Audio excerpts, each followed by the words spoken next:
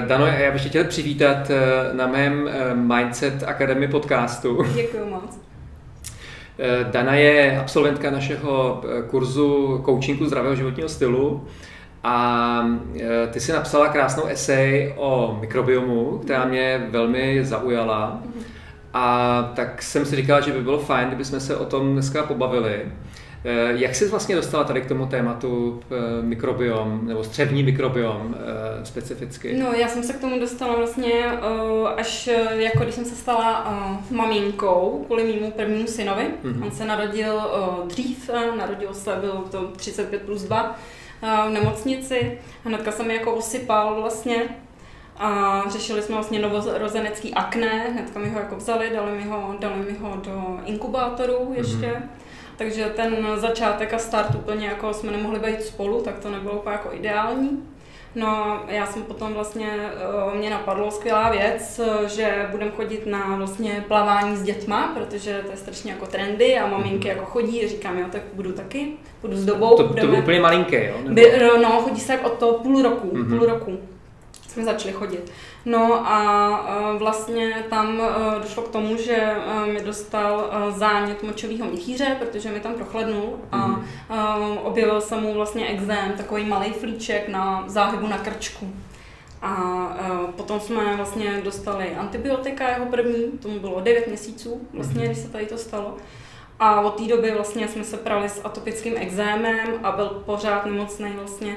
Já jsem ho potom dala do školky, šel, když mi byly 2 roky 8 měsíců a vlastně byl pořád nemocný. Vlastně 2 roky v kuse, byl každý měsíc vlastně skoro na antibiotika. A nemocný znamená, že měl jako zánět nějakých dýchacích cest? Nebo... Jo. Vlastně nemohu vůbec dýchat nosem. Měl většinou tak nosní mandly, tomu jsme mu ve 3 letech teda operovali.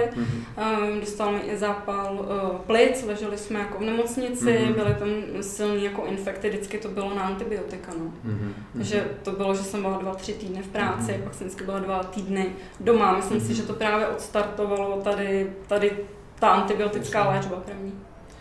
A jak jste se potom z toho dostali ven, nebo jak jste to potom začala řešit? Protože to zní tak jako, že ses odevzdala do rukou lékařům. No, díky tomu, že malej takhle často marodil, opravdu, tak nám vlastně jeho pediatrička doporučila pobyt v lázní, kde se specializují na vlastně dýchací obtíže a na atopický ekzém. Jeli jsme do lázní Kinčbach. A tam je taková milá paní doktorka, jmenuje se Dana Šešková. A ta vlastně byla první, kdo mě navedl na to, že ta imunita je vlastně ve střevech.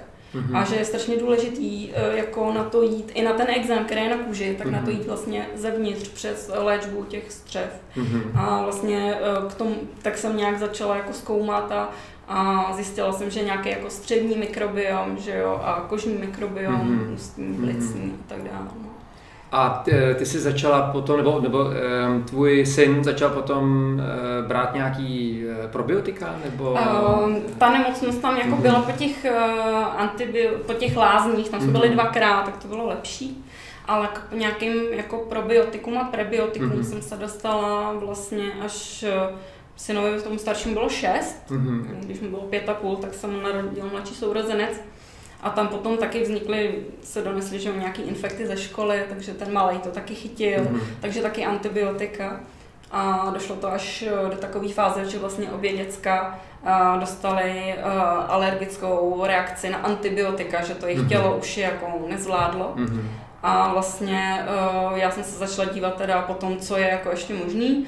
A vlastně v tu dobu nějak začal medializovat i pan doktor Petr Ryšávka vlastně nějaký pojem o střevním mikrobiomu a víc to jakoby dávat do povědomí. A moje kamarádka vlastně s těmi produkty pracovala, já jsem ji oslovila, mám s nimi velmi dobrou zkušenost a vlastně mě to strašně baví, chytlo mě to, tak jsem se dostala i semka na ten kurz. Jasně, a ty říkáš s těmi produkty, takže to byly nějaký prebiotika, probiotika? Ano, jedná se o probiotika, který už v sobě přímo mají vlastně i prebiotickou složku, která je strašně jako důležitá. Jo, a jestli teda můžeme vysvětlit ten rozdíl mezi prebiotikama a probiotikama. Teďka jsem dokonce slyšel něco o postbiotikách, já nevím, jestli jsi to taky zaregistrovala. Postprobiotika? Nebo postprobiotika, nebo Jo. My všichni známe určitě jako antibiotika, že jo, to nám napíše doktor a pak většinou jako slyšíme, kupte si k tomu probiotika, ale už víc jako se neříká. A probiotika, to jsou vlastně ty přátelský střevní bakterie, kterými potřebujeme, aby se to naše střevo s nima znova osídlilo, protože ty antibiotika, i když jsou jako super, když je nám hodně špatně prostě a potřebujeme, určitě mají svý opodstatnění, tak oni bohužel nám vybijou i ty prospěšné bakterie. Takže my je potřebujeme doplnit, to jsou právě ty probiotika. No a prebiotika, to je ta složka, nejčastěji nějaká druh vlákniny, která vlastně vyživuje. Oni se potřebují vlastně namnožit a potřebují nějakou potravu. Takže je důležité probiotika užívat zároveň s prebiotikami. A ty jsi tenkrát ty produkty aplikovala nejenom u sebe, ale i u svých dětí. Ano. Takže oni brali prostě nějakou prostě dávku toho. Nějakou malou dávku. Vlastně. A bylo to jakoby specificky pro ně, nebo to bylo jakoby něco, co se mají koupit, nebo to bylo jakoby probiotikum, který bylo dělaný pro ně? No, protože Ryšávka, vím, že dělá analýzu střevního mikrobiomu a pak... Přesně tak. Pan doktor Ryšávka vlastně dělá analýzu střevního mikrobiomu a dokáží v laboratořích potom v Brně vyrobit i probiotika přímo na míru toho střevního mikrobiomu, protože každý člověk má úplně jiný střevní mikrobiom, je to stejný jako otisk prstů, jo. Nenajdeš jako dva lidi, co by měli úplně stejné složení.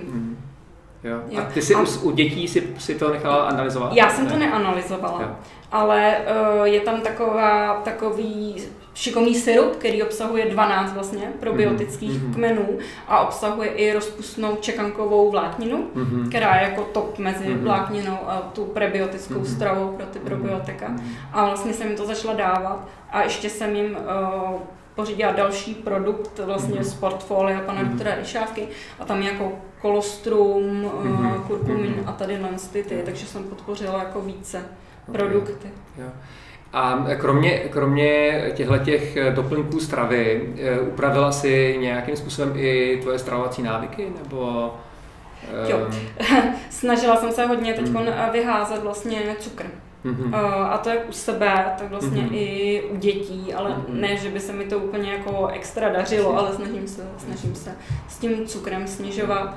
A jako snažíme se nejíst extra potraviny, když už bychom si koupila, byly by hotový, spíš se snažíme koupit ovoce, zeleninu a snažit se jim fakt vařit. Jasně, takže eliminovat takový ty fast ty foody, průmyslově ultra zprocesovaný potraviny. Jasně. A počítala jsi někdy třeba množství vlákniny, kolik sníš za den? Nepočítala, ale ono se uvádí, že by se mělo jíst zhruba 120 až 150 gramů té vlákniny jako na den. Ale průměrný jako Evropan té vlákniny má asi 10 gramů denně. Aha, takže 1/10 toho, kolik by bylo optimální. Kolik by bylo optimální. To je jako 100 gramů vlákniny je hrozně moc, si myslím. Jo. Já jsem teda slyšel někdy nějaký číslo 70 a já jsem jednu dobu jsem se o to nějak zajímal, tak jsem počítal si u každých potravin, jako kolik tam je vlákniny. A zjistil jsem třeba, že v salátech je jako relativně málo. Jo. V salátu je třeba 2% vlákniny. A nejvíc vlákniny je v semínkách, ve ořeších a prostě v takových jakoby tvrdých, jako ne. Jo, a ona, ta vláknina se vlastně ještě dá dělit potom na rozpustnou a nerozpustnou vlákninu. Třeba ty ořechy a to je ta nerozpustná, nebo ovesní vločky. A ta vlastně se stane, když ji dáš do vody, tak ona vlastně nabobtná. Ona jakoby to působí jako šmirgl v těch střevech, že to jako pročistí ven. A ta rozpustná na sebe v vodě rozpustí, to je třeba v bobulích, borůvky jsou skvělý, jo? A tady ty zelený, listová zelenina a to, maliny, jahody, tak tam je rozpustná a ta je skvělá pro ty probiotiky. Pro ty bakterie. To je zajímavý. A když se teďka díváš zpátky, jak jsi nechala předepisovat, nebo jak jsi svým dětem nechala předepisovat ty antibiotika, jako kdyby se mohla rozhodnout znovu, jako jak bys to udělala, nebo co by si udělala jinak teďka? No, jinak. Určitě bych dbala na ty probiotika a prebiotika při každý antibiotický léčbě, protože je to dost důležitý a myslím si, že u nás o tom maminky moc nemají jako podvědomí, ani ty doktoři to nevysvětlujou a ani v té lékárně to jako neřeknou. To je jakoby jedna věc, ale tam informovanost vlastně o tom. Jo. Že ty si vemeš jakoby nějaký medicament, že jo, a pak si vemeš prostě další doplněk stravy, aby si ty negativní efekty nebo ty vedlejší efekty, který ten medicament má, aby člověk nějak jakoby kompenzoval. Ale já jsem myslel spíš, jako jestli je opravdu nutný jako ve všech těch případech ty antibiotika brát, jo? Nebo prostě kdy je ten bod, jako kdy už si to vemu, to antibiotikum. A kdy ještě se snažím jakoby tu moji imunitu, nebo si myslím, že ta moje imunita to zvládne. Že jo? Já to dělám teď tak, že když už děti něco chytnou, tak já jdu prvně do laborky a nechám jim nabrat prostě CRPčko, zaplatím si to. A když mají ty hodiny jako toho zánětu nízký, tak už ani potom k lékaři vlastně nejdu. A jenom třeba zvýším ty probiotika, zvýším to dávkování, přidám jim třeba něco z goji a tak, něco jako na podporu, inulín a tak. Já jsem někde slyšel, že jeden z těch důvodů, proč máme slepý střevo, tak je, že to slepý střevo je taková jakoby zásobárna těch bakterií, jo, který pokud dojde k tomu, že ten střevní mikrobiom nějakým způsobem prostě ty bakterie vyhladíš kompletně, tak aby měli z čeho se osídlovat, takže to jde, že ty bakterie jakoby nebo se dostanou do toho, osídlej to střevo znovu z toho slepého střeva. Já nevím, slyšela to někdy? Já to jsem neslyšela. To jsme teď zaskočili, protože vlastně slepý střevo se bavíme o tenkým, o tlustým a to slepý jsme takhle až neřešili, jestli funguje jako nějaká zásobárna vlastně nějakých jako bakterií. Dřív se prostě slepý střevo je k ničemu, že jo? Takže se často, když měl někdo zánět slepého střeva, tak se prostě nechalo odoperovat a pak někdo přišel s tím, že by to mohlo mít jakoby taky tenhle ten efekt. Ještě jak jsem mluvil, že jsou ty postprobiotika, tak tam by se dal vlastně asi zahrnout i butyrát. A je to vlastně to, co produkují ty přátelské střevní bakterie. Když jako sní tu vlákninu, tak vyprodukují butyrát. A ten butyrát vlastně pomáhá udržovat tu střevní výstelku, protože tady se naruší, tak potom dochází vlastně k syndromu propustního střeva. A najednou se, když tam už tenhle problém je, že opravdu to střevo je propustný, ta výstelka je slabá, tak nám potom propouští už do krevního řečiště a do těla ty toxíny, bakterie a ty jako látky, nestrávenou potravu, jako co by tam neměla dělat. A pak právě z toho může vznikat ta celiakie, ulcerózní kolitída, ekzém, akné. Já mám někde v mých podkladech takový obrázek, kde je ta takzvaná, říká se to mukóza česky, mukóza. To je jakoby takovej ten hlen, jakoby střevní hlen, nebo... To může být ta výstelka, to je taková hlenová výstelka toho střeva. Což jakoby není jakoby, nejsou to naše buňky, že jo, ale je to jakoby to, co je jakoby mezi tím střevním mikrobiomem a naším organismem. Takže to, když jakoby si nějakým způsobem naruší, stenčí, že jo, a ono se to stenčí v okamžiku, kdy ty bakterie prej nemají jakoby dostatek potravy. Oni tam nejsou, že jo, máme třeba v malém množství jakoby zastoupený, nemají tu potravu, nemůžou se pomnožit vlastně, potom produkují míň tady to. Samozřejmě ono to potom narušují i třeba léky, jako třeba ibuprofen, i acylpirin může narušovat tady tu výstelku střevní vlastně. Jo, a ona, i když je krásně celistvá, tak ona pěkně propouští ty živiny do těla a ona si to jako přebírá, ale když je nenarušená, tak už pustí jako všechno. Třeba víme teď, že i ta Alzheimerová choroba, tak vzniká 10 až 12 let vlastně před tím vypuknutím právě už na úrovni toho střeva. A je to kvůli tomu, že se vlastně sníží a je tam to propustní střevo a pouští nám to toxíny, že jo. A pak se taky hodně mluví v poslední době o tom vztahu střevního mikrobiomu a nějakých našich kognitivních funkcí. Jo, je tam osa střevo-mozek a vlastně to docela funguje, to střevo nám pořád jako posílá nějaký signály do mozku. A my, když to máme třeba přemnožený ty špatné bakterie, tak oni třeba chtějí cukr, tak nám prostě jako ovládají ten mozek a říkají, jo, dej si cukr, my to chceme, že to střevo opravdu komunikuje hodně s tím. Takže nás ty bakterie mají jakoby frsti, že jo? Jo, dá se to tak říct. Jo. A jenom na nás asi, které se rozhodneme tam pomnožit ty dobrý, anebo na to nebudeme dbát a nebudeme to řešit. A máš nějaký teďka z poslední doby, jak jsi říkal, jak jsi omezila cukr, cítíš nějaký změny? Třeba i jako v myšlení, nebo jak jakoby v soustředění, nebo je tam něco pozitivního, ještě kromě teda toho, že ti třeba líp funguje trávení? No, určitě. Já jsem vlastně i tady nazbírala nějaké informace, teď beru ty probiotika a nějak se snažím o sebe dbát.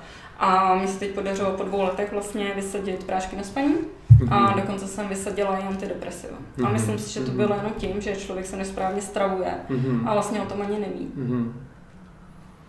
OK, takže to je jakoby neskutečný úspěch, ne? Jo, a cítí se dobře? Jo, je to fajn, určitě.